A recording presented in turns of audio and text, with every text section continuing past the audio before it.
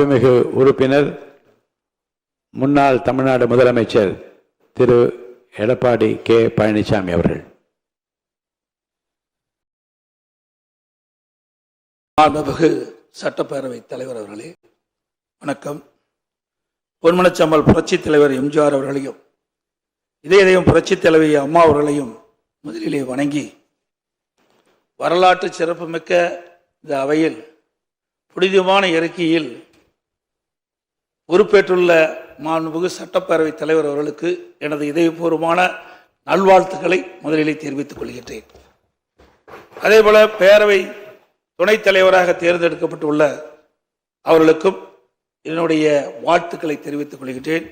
ஏனென்று சொன்னால் சட்டப்பேரவை தலைவர்களையும் துணைத் தலைவரும் பெயர் குறிப்பிடக்கூடாது என்பது மரபு இருக்கின்ற காரணத்தினாலே நான் பெயரை குறிப்பிடவில்லை. ஆகவே அனைத்து இந்திய அண்ணா திராவிட முன்னேற்ற கழகத்தின் சார்பாக சட்டப்பேரவை தலைவராக பொறுப்பேற்றுள்ள தங்களுக்கும் சட்டப்பேரவை துணைத் தலைவராக பொறுப்பேற்றுள்ள அவர்களுக்கும் இதயபூர்வமான நல்வாழ்த்துக்களை இந்த நேரத்தில் தெரிவித்துக் கொள்கின்றேன். இன்றைக்கு ஆளுங்கட்சி எதிர்கட்சி என்று பாராமல் இன்றைக்கு தாங்கள் இந்த பக்கமும் அந்த பக்கமும் சாயாமல் நடுநிலையோடு வைக்கும் தராசு போல நீங்கள் என்றும் செயல்பட வேண்டும் என்று அன்போடு இந்த நேரத்தில் கேட்டுக்கொள்கின்றேன்.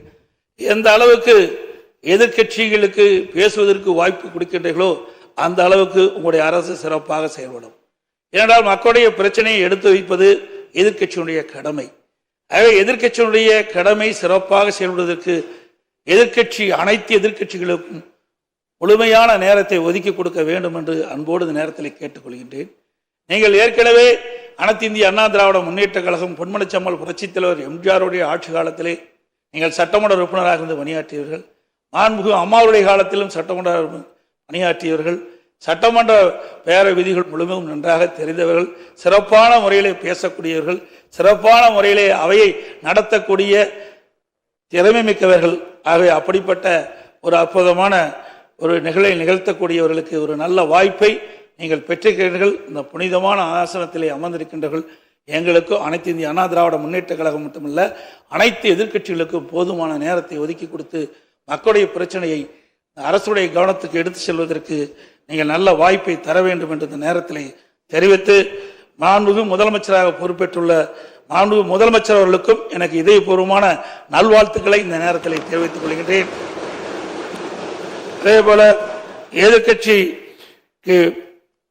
எதிர்கட்சி தலைவராக பொறுப்பேற்கும் தங்களுக்கும் மாண்புமிகு அமைச்சர் பெருமக்களுக்கும் இங்கே வெற்றி பெற்று தேர்ந்தெடுக்கப்பட்டிருக்கிற அனைத்து சட்டமன்ற உறுப்பினர்களும் எனது மனமார்ந்த நன்றி தெரிவித்து விடைபெறுகின்றேன். நன்றி, வணக்கம்.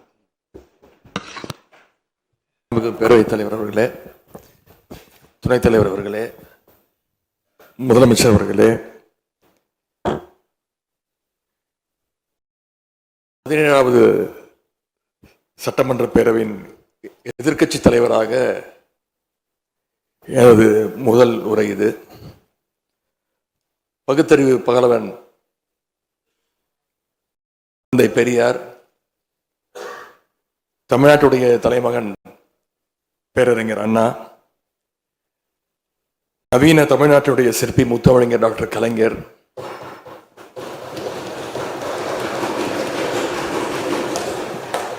இந்தியாவுக்கே வழிகாட்டிய திராவிட மாடல் ஆட்சியை தந்த திராவிட முன்னேற்ற கழகத்துடைய தலைவர் திரு முத்துவேல் கருணாநிதி ஸ்டாலின் என எங்களுடைய தலைவர்களை எல்லாம் வணங்கி என்னுடைய இந்த உரையை துவங்குகின்றேன். முதல்ல என்னை 2வது முறையாக தேர்ந்தெடுத்து இந்த சட்டமன்றத்திற்கு அனுப்பிய என்னுடைய சேப்பாக்கம் திருவல்லிக்கேணி தொகுதி மக்களுக்கு என்னுடைய நன்றியை நான் இங்கே தெரிவித்துக் கொள்கின்றேன். அதே போல எங்கள் தலைவர் தலைமையிலான திராவிட முன்னேற்ற கழகத்துடைய கூட்டணிக்கு 1,54,82,782 வாக்குகளை தந்த தமிழ்நாட்டு மக்களுக்கு என்னுடைய நன்றியை நான் தெரிவித்துக் கொள்கின்றேன். அதேபோல எங்களுடைய கூட்டணி சட்டமன்ற உறுப்பினருடைய வெற்றிக்காக உழைத்த திராவிட முன்னேற்ற கழகத்துடைய அனைத்து நிர்வாகிகளுக்கும், முத்தமிழர் டாக்டர் கலைஞருடைய உயிரினும் மேலான அன்பு உடன்பிறப்புகளுக்கும், தோழமை இயக்க தலைவர்களுக்கும் தொண்டர்களுக்கும் என்னுடைய நன்றியை நான் தெரிவிச்சுக்கிறேன். இந்த அவையில் என் கூட நின்று எனக்கு வழிகாட்டக்கூடிய எதிர்க்கட்சி துணைத் தலைவர் அண்ணன் திரு KN நேரு அவர்களுக்கும், எங்களுடைய கொறடா அண்ணன் வேலு அவர்களுக்கும், துணை கொறடா அண்ணன் திரு கோவி செழியன், செயலாளர் அண்ணன் திரு தங்கம் தென்னரசு, பொருளாளர் அண்ணன் திரு MRK பன்னீர்செல்வம் ஆகியோருக்கும், கழக சட்டமன்ற உறுப்பினர்களுக்கும் என்னுடைய நன்றியை நான் தெரிவிச்சுக்கிறேன். சட்டமன்றத்தில் நேற்று நாம அத்தனை பேரும் பதவி பிரமாணம் செஞ்சுக்கிட்டோம். அதன் பின்பு இன்னைக்கு முதல் நடவடிக்கையா பேரவைத் தலைவரை இன்றைக்கு தேர்ந்தெடுத்திருக்கிறோம். வரலாற்று சிறப்புமிக்க இந்த சட்டப்பேரவையில் மாண்புமிகு பேரவைத் தலைவராக தேர்ந்தெடுக்கப்பட்டிருக்கக்கூடிய உங்களுக்கும், துணைத் தலைவராக தேர்வு செய்யப்பட்டிருக்கக்கூடிய திரு ரவிசங்கர் அவர்களுக்கும், எங்களுடைய தலைவர் சார்பாகவும் கழக சட்டமன்ற உறுப்பினர்கள் சார்பாகவும் மீண்டும் என்னுடைய வாழ்த்துக்களை நான் தெரிவிச்சுக்கிறேன். மாண்புமிகு பேரவைத் தலைவர் அவர்களே, இங்கே ஏற்கனவே எல்லோரும் குறிப்பிட்டது போல நானும் கேள்விப்பட்டிருக்கேன். நீங்கள் எப்பொழுதுமே சிரித்த முகத்துக்கு சொந்தக்காரர்னு கேள்விப்பட்டிருக்கிறேன். அது மட்டும் இல்லை, எல்லோருடையும் மிகுந்த அன்போடு பழகக்கூடியவர் அப்படின்னு பலர் சொல்லி நான் கேள்விப்பட்டிருக்கிறேன். இதே சட்டப்பேரவையில் 1980ஆம் ஆண்டு தேர்தலையும் 2011 சட்டமன்ற தேர்தலையும் நீங்க வெற்றி பெற்று ஒரு சிறந்த சட்டமன்ற உறுப்பினராக நீங்க பணியாற்றி இருக்கிறீங்க. எனவே பேரவையுடைய மரபுகளும் விதிகளும் உங்களுக்கு புதுசு கிடையாது.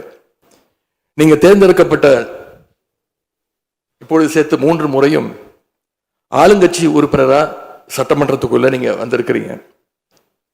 இந்த முறை எதிர்க்கட்சிகளையும் அரவணைச்சு செயல்படுகின்ற ஒரு பேரவைத் தலைவரா நீங்க பொறுப்பேற்றிருக்கிறீங்க. அந்த பொறுப்புல ரொம்ப சிறப்பா நடுநிலைமையோடு செயல்படுவீங்க அப்படிங்கிறது தான் எங்க அத்தனை பேருடைய எதிர்பார்ப்பு. அதே போல ஒரு எளிய பின்னணியிலிருந்து வந்த முதன்முறையாக சட்டமன்ற உறுப்பினராக பொறுப்பேற்றிருக்கக்கூடிய மக்களால் தேர்ந்தெடுக்கப்பட்டிருக்கக்கூடிய திரு மாண்புமிகு ரவிக்குமார் அவர்கள் பேரவையினுடைய துணைத் தலைவராக உங்களுக்கு உறுதுணையாக இருந்து இந்த அவையை வழிநடத்துவார் அப்படின்னு நாங்கள் அத்தனை பேரும் நம்புகிறோம்.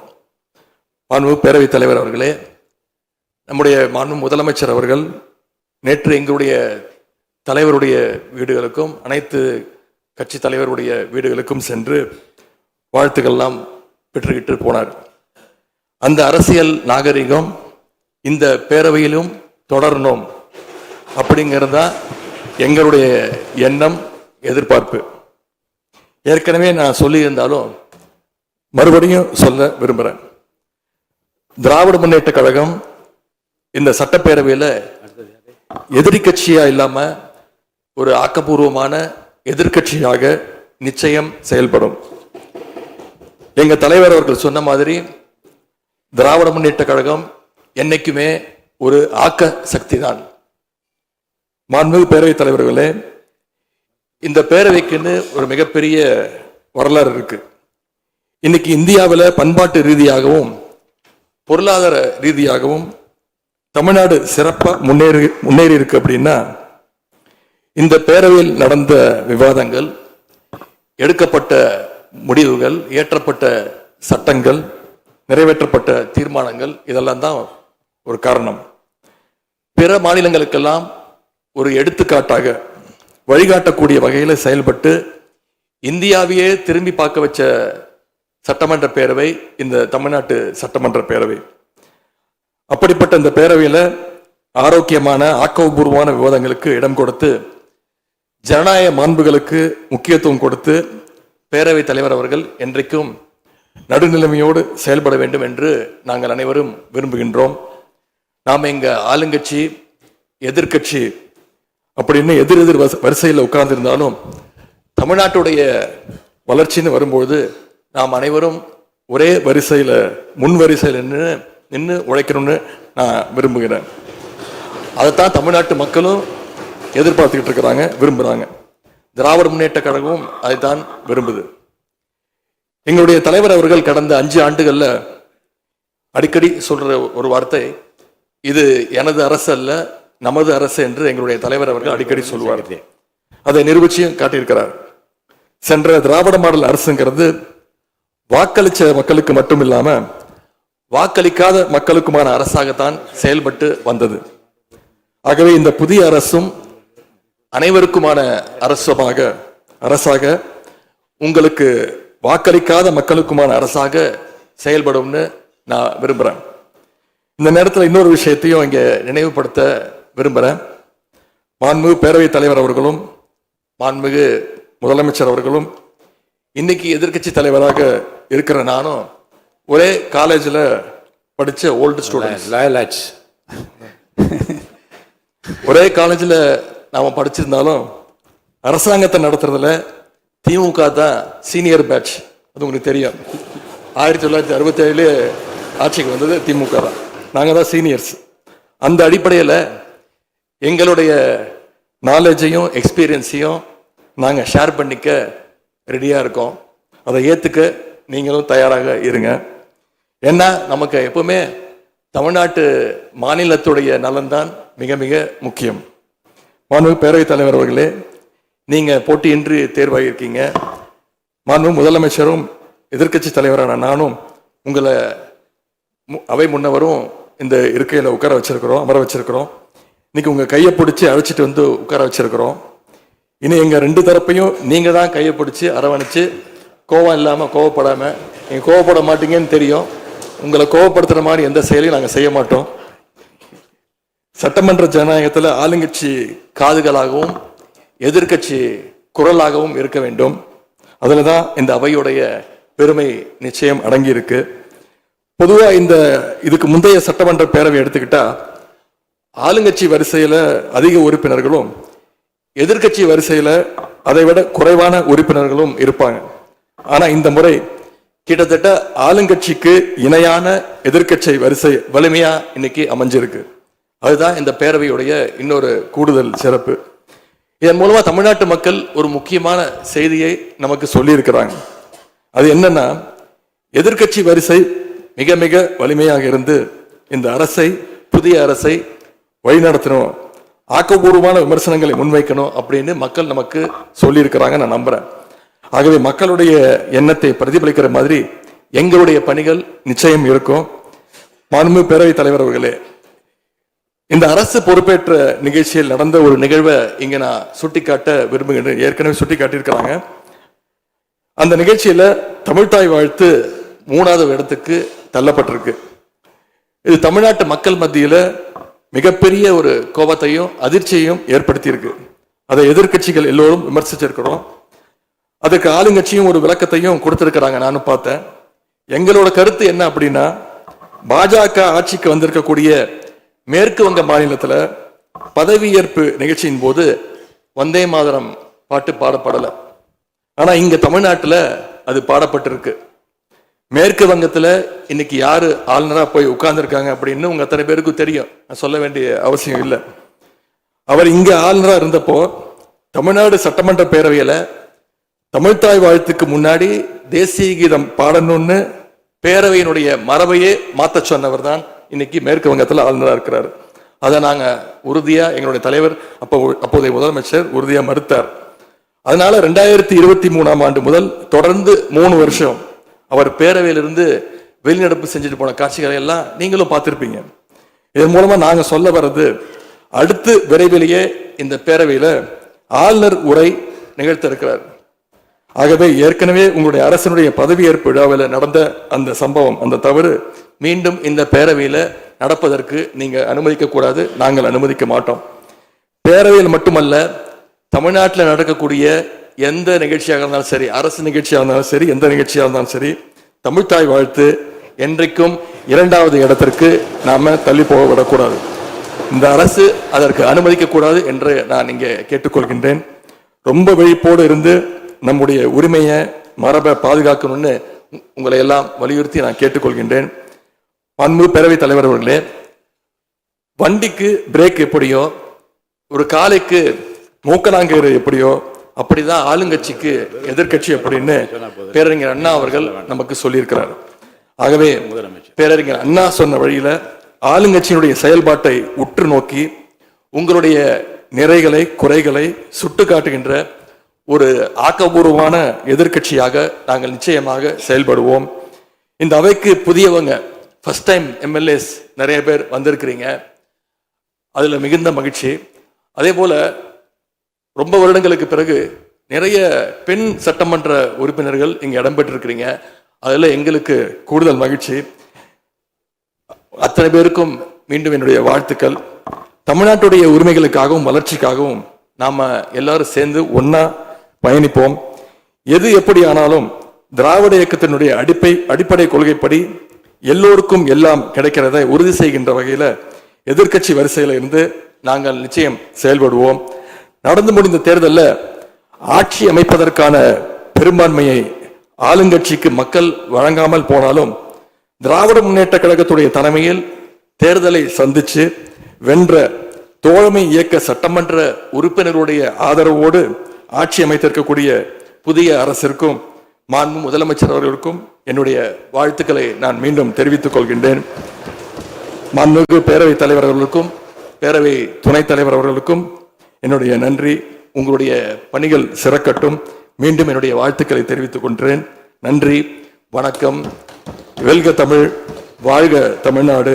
மக்களை பிரிக்கும் சனாதானம் நிச்சயம் ஒழிக்கப்பட வேண்டும். நன்றி, வணக்கம்.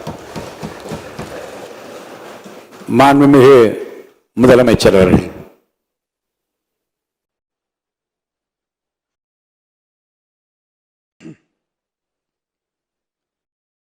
மாண்புமிகு பேரவைத் தலைவர் அவர்களே, மக்களே மக்களுக்காக மக்களால் நடத்தும் ஆட்சி மக்களாட்சி என்றார் அமெரிக்க முன்னாள் குடியரசுத் தலைவர் திரு ஆப்ரஹாம் லிங்கன். இன்றைக்கு அமைந்துள்ள மக்களாட்சி மலர்வதற்கு மக்களிடம் உள்ள பெரும் எதிர்பார்ப்பு, அவர்களுடைய எதிர்பார்ப்புகளை இப்பேரவையின் கவனத்திற்கு கொண்டு வந்து அதனை செயல்படுத்துவதற்கான திட்டங்களை சட்டங்களை அமல்படுத்த வேண்டிய பொறுப்பு இப்பேரவைக்கு உள்ளது. அதிகமான மக்கள் அதிக நன்மைகளை இந்த ஆட்சி காலத்தில் நன்மை பெற்றுள்ளார்கள் என்கிற வகையில் நம்முடைய செயல்பாடுகள் அமைய வேண்டும். இங்கே அனைவரும் சமம்.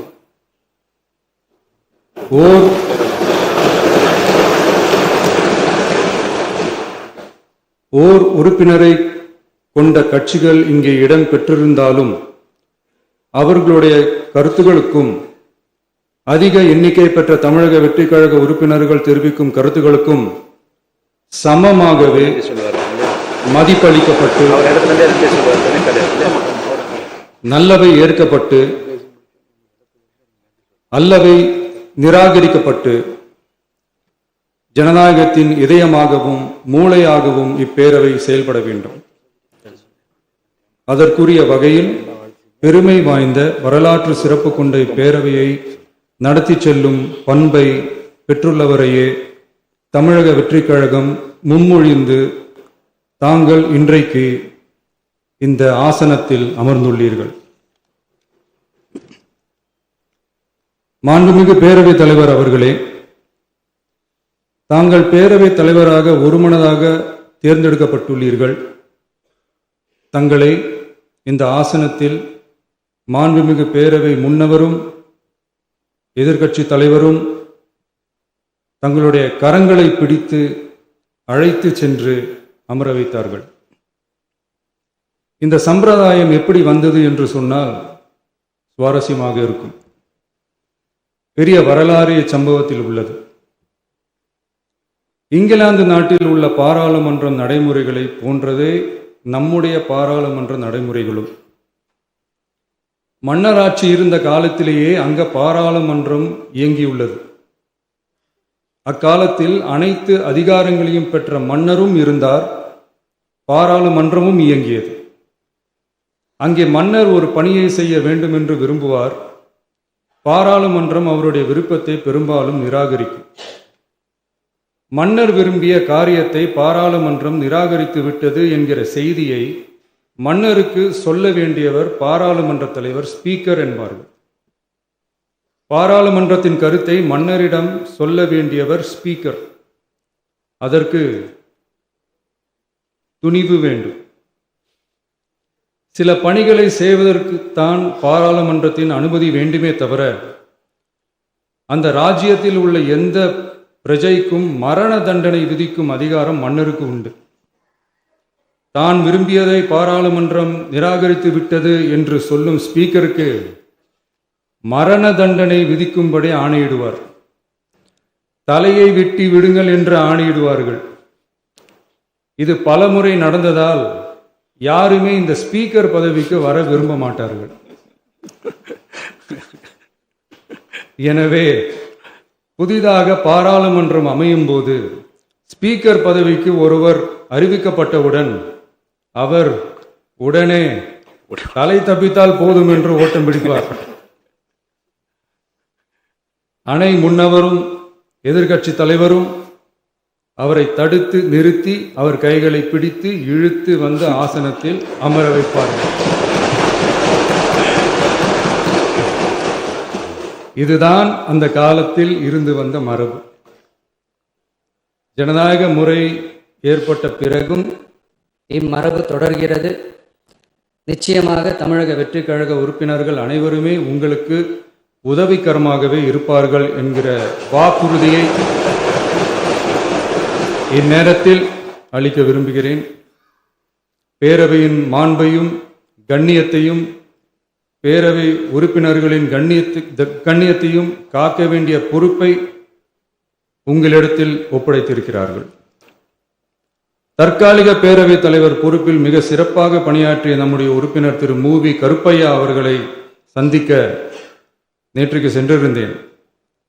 அங்கே முந்தைய பேரவைத் தலைவர்கள் படங்களை கண்ணுற்ற போது, அவர்களை பற்றி அறிந்த போது உண்மையிலே எனக்கு பெருமிதம் தந்தது. ஏனென்றால் எடுத்துக்காட்டாக விளங்கும் திரு ஜே சிவ சண்முகம் பிள்ளை, டாக்டர் யு கிருஷ்ணராவ், திரு எஸ் செல்லப்பாண்டியன் அவர்களுடைய வரிசையில் மிக சரியான ஒருவரையே நாம் முன்மொழிந்துள்ளோம் என பெருமை அடைந்தேன். அதே போன்றுதான் நம்முடைய பேரவை துணைத் தலைவர் அவர்களும் நீங்கள் இருவருமே மிக சாதாரண குடும்பத்தில் பிறந்து மக்கள் பணியாற்ற வேண்டும் என்கிற அவாவில் செயல்பட்டு வந்தவர்கள். குணம் நாடி குற்றமும் நாடி அவற்றுள் மிகை நாடி மிக்க கொளல் எனும் வள்ளுவரின் வாய்மொழிக்கேற்ப சட்டமன்ற நடவடிக்கைகள் சீராக, செம்மையாக, அமைதியாக நடைபெறும் வகையிலும் சட்டமன்ற ஜனநாயக பண்புகள், நெறிமுறைகள் பேணி பாதுகாக்கப்படும் வகையிலும் இந்த அவைக்கு பேரவை தலைவரும் பேரவை துணைத் தலைவரும் பெருமை சேர்ப்பீர்கள் எனும் நம்பிக்கை எனக்கு உண்டு. அரசியலுக்கு அப்பாற்பட்டு மனிதர்களை மதிக்கும் நல்ல பண்புகள் நிலைநாட்டப்பட வேண்டும். தமிழ் பண்பாடு போற்றப்பட வேண்டும். அவையின் மரபும் மாட்சிமையும் மதிப்பும் காக்கப்பட வேண்டும் என்ற நல்லெண்ணத்தின் அடிப்படையில் அந்த பதவி ஏற்றுள்ள தங்கள் இருவராலும் காப்பாற்றப்படும் என்னும் நம்பிக்கையை மீண்டும் தெரிவித்து என் உரையை நிறைவு செய்கிறேன். நன்றி, வணக்கம்.